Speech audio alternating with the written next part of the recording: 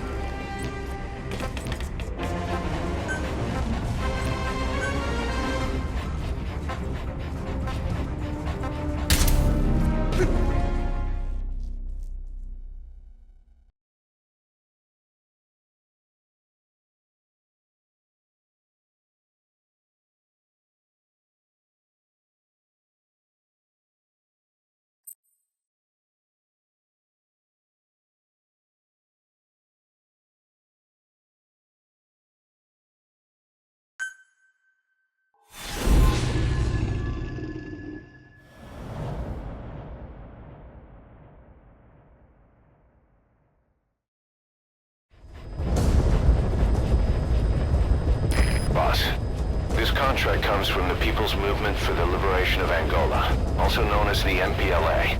The PF at Ditati Abandoned Village has been supplied with Walker Gears. Your job is to eliminate them all. Destroy them, extract them, whatever you see fit. This just might get us closer to the Walker Gears supplier, Cypher. Good luck, boss.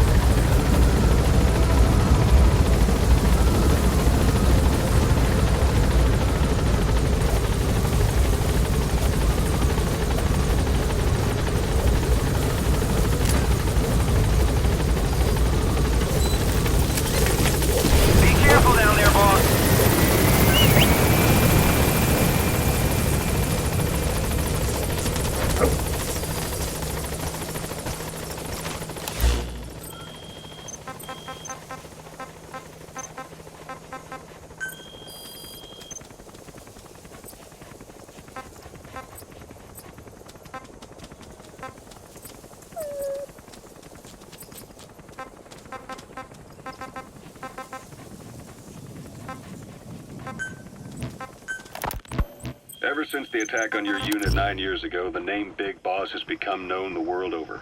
What do you mean? Those of your men who survived traveled far and wide. They fought throughout the world. In fact, they're part of the reason we have all these PFs now. Every one of them suffered their own phantom pain from losing you. Talking about you wherever they went helped to heal their wounds. Your actions and words, your legend, has been told on every battlefield they've set foot on. Obviously, as the tales have spread, the truth's been distorted, painted over.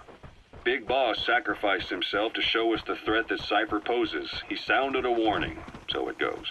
A warning? Too much power destroys the hands that hold it. Apparently, you chose to be a living example of that. I never said any of that. The moment any truth is passed on, it starts turning into fiction. The problem is, fiction inspires people more than facts. To the world, you're now the legendary mercenary Big Boss. The lessons you've taught the PFs are the reason they're so widespread. They're the reason they've survived. And you know what they all aspire to? To one day go nuclear, just like you did, and stand up to Cypher. Of all the stupid things you could do. They'll never understand what you really wanted. Heroes are misunderstood. It takes a man of the same caliber to understand what drives them. Bottom line is, these guys want to be like their hero Big Boss. And deep down they all have their eyes on nuclear weapons. They say that a nuke is the only means of standing against Cypher. But these days it's becoming little more than a slogan to rally the troops and survive in a cutthroat business.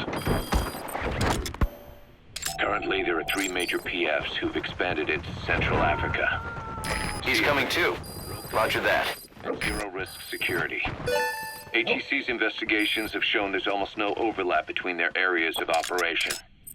It's not so much a turf war, more like they have a gentleman's agreement. If you do cross paths with them, you probably won't have to face more than one at a time. Still, don't expect a walk in the park. The CFA, Contract Forces of Africa. These guys are a major player. Their head office is in Pretoria, South Africa. That's also where the South African Defense Force is headquartered. We think the two are closely connected. An HEC investigation revealed that most of the CFA's operators are former SADF soldiers. South Africa has been locked in struggles with neighboring regimes for years. That means constant action. And we know better than anyone that's the best kind of training. A company drawing its recruits from hardened military vets. You can bet they know how to handle themselves. A portable toilet. If you're gonna hide inside, watch the enemy doesn't decide to use it. Same goes for hiding downed enemies in it. Locally hired operators. They speak Afrikaans to communicate with personnel from the CFA. But if you notice any speaking the local language, that's them. Though hired from the local population, they were originally part of a paramilitary group, so they'll have plenty of combat experience. And unlike their days shooting junkyard rifles out of beat-up pickup trucks, the CFA now supplies them with the latest gear from the West. On top of that, they've been combat trained by the South African Army. All that adds up to a much stronger fighting force. So don't brush them off. Look at the Angola-Zaire border region. The east bank of the Munene River in particular. It's a microcosm of a problem that stretches all across Africa. There's a civil war going on in Angola fought between the government MPLA and the Western-backed UNITA. Zaire is still a dictatorship under President Mobutu, but numerous uprisings have broken out in its remote regions. With all the trouble elsewhere keeping their hands full, neither government has control over their side of the border. They depend on militias and PFs, as do the rebels. Government forces, guerrillas, militants, groups of all shapes and sizes.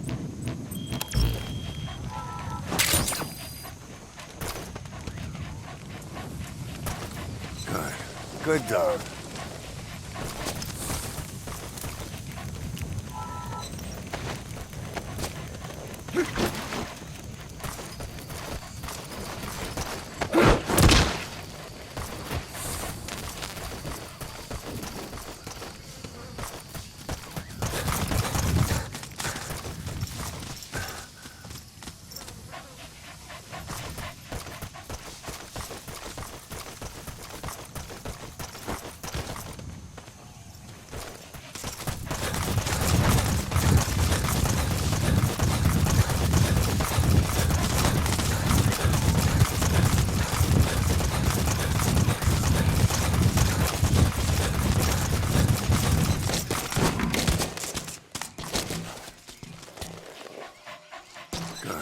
Good dog.